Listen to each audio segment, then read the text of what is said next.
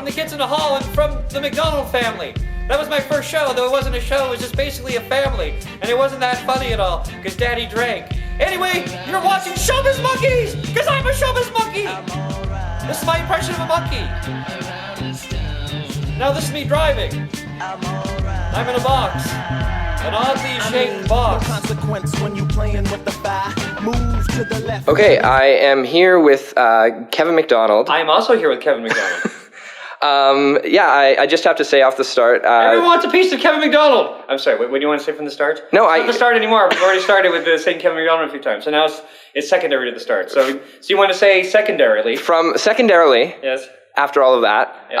I do want to say that the Kids in the Hall, along with late night with Conan O'Brien, was pretty much the beginning of my comedy nerddom. Oh. And you hear something boring about that? I'm interrupting you. No, not. I'm sure it's not boring. Boring, but it's interesting to me. But I'm a boring man, so I would find boring things interesting. The first producer of the Kids in the Hall, after season 3, left to become the first producer of Conan O'Brien. I believe he still is, Jeff Ross. Oh, I didn't know that Jeff Ross worked on Kids in the Hall. Yes. Yeah, and he is still the producer of Conan's show. So very, very nice man. I'm not even lying, because I would say that to be nice, but as it happens, I'm not lying. He does happen to be a very, very nice man. I am also a very, very nice man. Yes, so far it seems to be the case. But yeah, so for me, both those shows pretty much shaped my own comedy taste growing up. So it's just a real honor to talk to you today. Well, thank you very much. Thank you. I also like the Conan show. I have a little problem with the Kids in the Hall show, but Conan's very good. Some of the guys on there aren't really. Some of them, yeah, the dark-haired one isn't so. Now, just as a refresher course for anyone that either is a little too young to maybe remember, or just they forget, or they might have not heard this before. How did Kids in the Hall originally start up? How did the project start? I know, and I seem old to be in a group named the Kids in the Hall, but we were actually kids when we started it. I was a teenager, and Dave was a teenager, and we met in Toronto, Second City Workshops. We met doing the mirror exercise, where you mirror each other's movements, and he made me laugh just doing the mirror exercise. So then after that, when the class was over, I didn't even know his name, and I said, do you want to join my comedy troupe? And he said, yes. And then we started a comedy troupe with a guy named Luciano Casimiri, and we became the Kids in the Hall. Now, meanwhile, at the same time in Calgary, a group of young comics called The Audience were taking theater sports in Calgary by storm. And they were doing so well in Calgary, they decided to move to Toronto, which was the Canadian Big Smoke for comedy. So I'm hand talking. So they moved, this is Calgary, they moved to Toronto where we were, and we became a big troupe, and people kept quitting when they became very successful, and so there was just us Kids in the Hall, and then Scott later forced us away into the troupe because we needed a gay actor. And then how did that transfer from being on stage in a group to actually getting a television show? What's funny, we always thought, for some reason we always thought we were going to go to movies. I don't know why. We always said, we're going to do movies. I don't know why we thought TV show. It made sense. We were discovered by TV producers, people who worked with Lorne Michaels, and Lorne Michaels liked us when he saw us. And it seemed to make sense. What we were doing, we always thought like TV shows. We always thought we had, like when we were a stage troupe, we had the main stage. I'm hand talking again. And over here we had a little side stage. So we would do something, and then the lights would go up there, and the lights would go on the side stage. It would be like in TV speak, a cut to the cow, and then so we were already thinking TV-ish, and it seemed to make sense when we got to TV. Some cut-tos are bad. We love cut-to comedy, but like in Gilligan's Island, it would be, you're not getting me in that dress, you're not getting me in that dress, cut-to, he's in the dress. I'm not marrying that gorilla, I'm not marrying the cut-to, I do. But that's bad cut-to. So I do think it's funny. You guys did some pretty good cut-tos. Thank you very much. Now, working in television usually involves long hours to begin with, but you guys were writing and performing. Yes. Everything. Was it stressful to get a TV show out every week? It wasn't stressful because we were young. We were actually kids, and it just seemed like that was the thing we were waiting all our lives to do. And I'm a very, very lazy man. Not a workaholic, a lazy-holic. But it didn't seem like work. It seemed like fun. And by season 2, it was a little overwhelming, so we started hiring friends who were in the troupe before to write with us. But still, it was the same hours and the same work. We still wrote the same amount. But we were all writing together. But I forget what I'm saying. But I like doing this. I like pretending to be Gilbert Gottfried. We were young, And it seemed like what we were supposed to do, so it didn't seem like that work. I don't think anyone ever said, "Oh, I'm tired." Ever, I don't think so. Nowadays, we shot a thing last year, and then now that we're old men, I heard that a lot. I'm tired. At what point in the process of filming the show and it getting out there in Canada and the US as well, did you realize the cultural impact that Kids in the Hall started to have? I did. We were like in our little vacuum shooting in Toronto, so we had no idea. We had no idea if anybody was watching it. And then even when the show, we did 5 years, even when the show ended, we did a little like mini tours, and so we got an inkling, 500 to 1,000 people in some town liked it. But it wasn't until our 2000 comeback tour that we realized if we had any cultural impact at all. We realized it then, because I think from 95 to when the show went off, it was when the show went off the air to 2000. That's when they started repeating the show in the States and in Canada. And that's when again, if we have any cultural impact, that's when it happened, because it repeated over and over and over, and that made us far more known than during the run of the show. Now, I know this is probably a hard question to answer, but I'm going to ask it anyway, because that's okay. hard-nosed investigative journalism here. Yeah. Do you have any sketches in particular over the 5 seasons that stand out to you as like your personal favorites? Well, I always think there's a scene called Reg that was in our first special that we got that got us the TV show. I always thought that defined the troupe the best. It's where 5 of us are playing. We're 5 friends. We're basically playing ourselves, sort of. Of course, it's not a true story. And we're sitting around a campfire and we're toasting a friend, Reg, who died. And as the sketch goes on, you realize that he died because we killed him. That it was a ritualistic murder, but we're toasting him. And I always thought that if you put a sketch in a time capsule, that would the best define. And it's the 5 of us. It's sort of our dark sense of humor, but there's still like hard jokes in it. In each personality that each of us plays sort of represents them. Mm-hmm. But of course, the most famous sketch is probably Head Crusher. Do I have an all-time favorite sketch? I probably do. I don't know. I know my. I don't know. Yeah, I do. Yeah. I like the sketch. My favorite sketch of mine is like Sorry, this is very important. The kids. I'm sorry. This is good. This is interesting. My favorite sketch. Hope interview is going well. It's going very well. I'm doing it now. I love you. See you soon. Oh, I should play. Hope your rehearsal's going well. Hope your rehearsal is going well. Okay. There. My favorite sketch that I did was the King of Empty Promises, where I played the King of Empty Promises, where I promised I would do things and go, "Oh, will you really get that for me?" I go, "Will do." And then when the next day, "Oh, did you get that for me?" I slipped my mind. and that was my favorite. But my first favorite that I can always say the favorites I did. They're not my favorite to the whole show, but they're the only ones I remember because I did them. It was the first thing I wrote. That was I wrote it with Norm Hiscock. The first thing we wrote that was a good cut to thing, where we're at a party and I keep saying the wrong thing. Like I'm telling a joke and a guy doesn't laugh, and I say, "What are you, deaf? Are you deaf?" And then you cut to, "How did I know he was deaf?" So that was the first time that I did a cut to thing. And then I started doing cut twos like crazy. Now, for years after Brain Candy came out, you did a couple sporadic tours with Kids in the Hall, but then last year you did. Death Comes to Town. Yeah. How did the idea for that come about after all these years getting back together and doing stuff? Well, it all started on we did a tour in 2000, 2002, and that was like a best of greatest hits kind of tour. And then starting in 2006, because it was hard to get us together, so it took a few years, we started thinking to make it exciting for us. Again, we're boring people, so it doesn't take much to excite us. Mm-hmm. Oh my God, that chair is exciting! Case in point. We decided to do all new sketches, which was like kind of scary and exciting. And so for 2 years, we all lived in different cities, but from 2006 to 2008, we'd meet every few months in LA, and we did like we used to do before we had a TV show. We would write sketches from Monday to Wednesday, and then and rehearse them, and then do a show Thursday, Friday, and Saturday. And we did that a few times until we picked the best sketches, and that became our tour. So why am I telling you this? Because you asked about Death Comes to Town. Yeah. Hi, don't worry, I'm not crazy.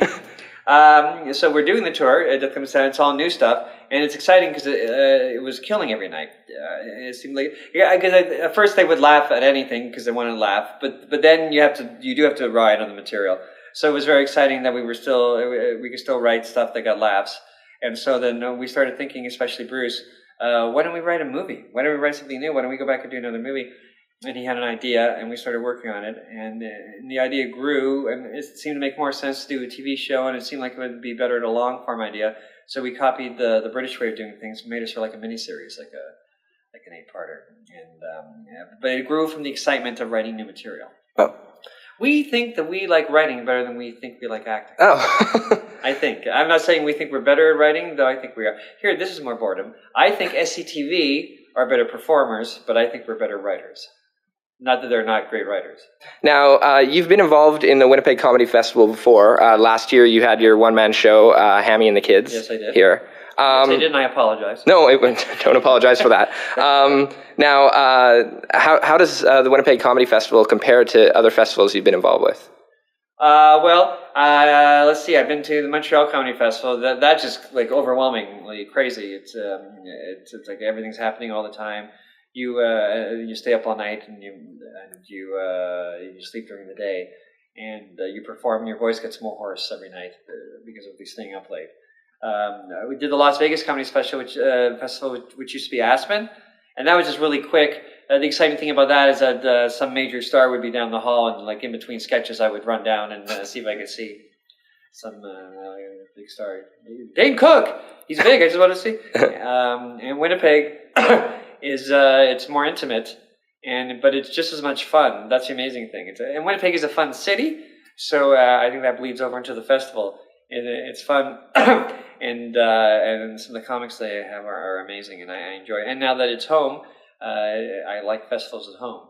I was going to mention, even though you're not from here originally, you have been living in Winnipeg the last couple of years. Yes. Do you get a sense of why this city seems to produce a decent amount of creative types, musicians, actors, comedians? I know. I don't know. I had a theory once and I forget it, but it was great. Can we just pretend I said it a great theory? Wonderful theory. Late 80s, like Winnipeg was started getting known that it was the art center of our is Canada a nation? I think they are now. Of our nation, and maybe it's because it's literally the center. Maybe that has something to do with it, though I have no reason why it would be, but it is literally the center. Maybe it's one of those places that there's odd and normal meet, and I think when odd and normal meet, the great art come out from it. If it's too normal, it could be boring. If it's too artistic, it would just be weird. But like they had some of the great filmmakers in Winnipeg, and in fact we used one, John Pays, and we would use Guy Madden, but he was too weird for us. And now that we've all done his movies, I feel guilty that we didn't use him. But yeah, the filmmaking that was coming out of the 80s and 90s in Winnipeg was amazing. And dance, like I think it's sort of the dance city of Canada. The Royal Winnipeg Ballet. Not that I can dance. I can do step ball change, but no, I can't. And maybe it is because it's the center. I don't know. Maybe because it's small, big. There's a bunch of factors, but it definitely is an artistic center for sure. Now, this year's Winnipeg Comedy Festival, you're doing a series at the gas station theater, I believe, called Kevin Fest? Yes. Can you tell us about... Because it's a fest and my name is Kevin. Yes. Can you tell us about these series of shows, I guess, and what they're all about? Yes, well, for 5 days during the festival, I believe it's Monday, Tuesday, Wednesday, Friday, and Sunday, I believe. Every day at the gas station theater at 12 o'clock. I will be presenting a comedy movie from the 70s that I loved as a kid that influenced me, and also I found later influenced the kids in the hall when I met them, but I hadn't met them when I was a kid. We're called Kids in the Hall, but we didn't know each other when we were kids. And they're movies like from my comedy idols, Mel Brooks, Woody Allen, Gene Wilder, Monty Python, Albert Brooks. And it's very exciting. I've seen them all 10,000 times, but I'm going to speak a little bit before the movie about how they influenced me and a little boring facts about them. But then my favorite part is I'm going to sit and watch the movie. Even though I've seen each movie 40 times, I'm very excited to watch with people because usually I just watch it on TV and then see the thing. And I'm also excited that since most of the people in the world now are under 40, except for me, I seem to be the only person in the world over 40. Everyone seems to have seen Young Frankenstein. they've heard of the Monty Python Meaning of Life, and some have seen it, and a lot haven't. But the others, they have no idea. Like, no one's seen a Woody Allen movie from the 70s. That's amazing to me. So I'm really excited to show that. And nobody's heard of Albert Brooks, who's one of the great comic geniuses of all time. He did a movie every 4 or 5 years. He was in Taxi Driver and Broadcast News. But he wrote and directed and starred in his own movies there, and they're all great. And I'm showing his first one. I'm excited about that. And also, possibly one of my all-time favorite comedies of all time, it would be tied with Dr. Strangelove and Spinal Tap, which aren't in the festival because they're not from the 70s, but The Heartbreak Kid, the original Heartbreak Kid, not the Ben Stiller one, which I never saw. The original one with Charles Grodin, directed by Elaine May, written by Neil Simon, is one of the great dark comedy classics of all time. It's socially dark. It's not super dark like Dr. Strangelove, but I would call it socially dark. And I'm also, no one's heard of that. Well, they've heard of it because they saw the remake with, boy, I'm talking loud and I'm boring. No. They've heard of it because they saw the remake with Ben Stiller. But this is like a classic movie, and I'm excited to show that. I'm excited to show movies. I like movies. About a month ago, I saw Dave Foley do stand-up in L.A. Really? He's just started doing stand-up. I'm sure you knew that. I didn't know that. Oh, he's just started doing stand-up. I didn't know and he did. He's already doing like 45-minute sets. Dave Foley? Yeah. So I was curious. You've done one-man show. Yes. But has the idea of stand-up ever intrigued you, or is that something? Well, when I was very young, I got the instinct right away not to do stand-up. One thing, I was nervous to be on stage by myself. That's not entirely true, but nervous. I realized early it wasn't my strength. I'm trying to pronounce my G in strength, because I just say strength, and then my girlfriend said, no, you had to pronounce the G. Strength. I'm trying, oh yeah, I've already said that. I realized my strength wasn't being alone on stage and being funny, that it was sort of like, hopefully not as good, of course, but like Gene Wilder and Young Frankenstein, reacting from people and making a face and pausing and then saying the right thing. And I seem to needed people. Now the one-man show is going to be a little more comfortable being by myself. There were always solos in the Kids in the Hall. I probably wrote the least amount, and it was always hard for me to write, but I liked the ones that I did. But now, Scott Thompson and I might be doing a stand-up comedy tour, where he would do 20 minutes, I would do 20 minutes, then we would do, at the end we'd come out and do sketches together. So I've started writing stuff. I'm not sure I'll be very good at it, but I'll try my best. I guess it's comedy. It would be the best if I, like, not that I do characters, but if I do my version of a character and not play myself, it'll probably be better. If I do play myself, I don't know. It's going to be, if you're boring, it'd be exciting to see how good I am. Or how bad I am. To see how good or bad I am. Well, definitely keep an eye out for that. Thank you. What I would do is warm it up in Winnipeg where there are more comedy clubs. But I wouldn't try it out of Rumors, even though that's the kind of clubs we might be playing, so maybe I should try it out of Rumors. You should try it at one of the open mic nights. Well, maybe. They're every week. It's go unannounced. Yeah. Very well. Finally, is there anything coming up for you after the festival other than the previously mentioned stand-up thing you're working on? I'm writing a pilot for a TV show that was someone else's idea, but they've hired me. They got a deal for 2 pilots, and the guy who created and stars in it wrote the first pilot, and I wrote the second pilot. And it's for like Howie Mandel and Fremantle that does American Idol. There's TV up here, and I think NBC in the States. And if that goes, I would like get a writing job. I'm writing a lot because I'm in Winnipeg, so I'm writing a lot. I think I may be writing a book too. And then the acting things that come up will come up right now. I did a new show, a web show, and it's also on a basic cable station, which I forget what it's called Papillon, where I played a bad co-pilot. Thank you very much for talking to us today. Well, thank you very much. ShowbizMonkeys.com